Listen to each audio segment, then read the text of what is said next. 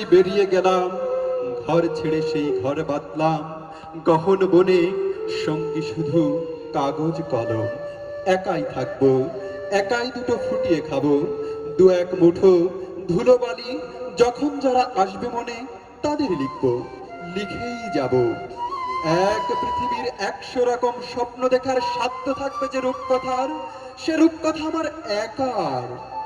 ঘর গুজে দিন লিখতে লিখতে, ঘর গুজে রাত লিখতে লিখতে, মুছেছে দিন মুছেছে রাত। যখন আমার লেখবার হাত অসাড় হলো, মনে পড়ল সাল কি তারিখ, বছর কি মাস, সেসব হিসেব আর ধরিনি। লেখার দিকে তাকিয়ে দেখি এক পৃথিবী লিখব বলে একটা খাতাও শেষ করিনি। সঙ্গে সঙ্গে ঝমঝমিয়ে বৃষ্টি এলো খাতার উপর, আজীবনের লেখার উপর। বৃষ্টি এলো এই অরণ্যে, বাইরে তখন গাছের নিচে নাচছে ময়ূর আনন্দিত। এ গাছ ও গাছ উড়ছে পাখি, বলছে পাখি, এই অরণ্যে কবির জন্যে আমরা থাকি।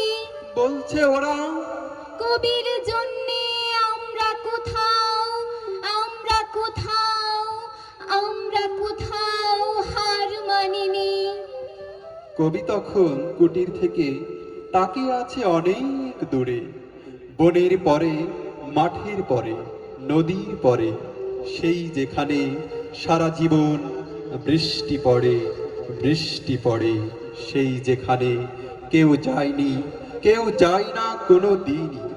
আজ সে কবি দেখতে পাচ্ছে সেই দেশে সেই ঝর্ণা তলায় এদিক ওদিক ছুটে বেড়ায় সোনাই মোড়া মেঘ হরিণী, কিশোর বেলার সেই হরিণী। ধন্যবাদ সবাইকে।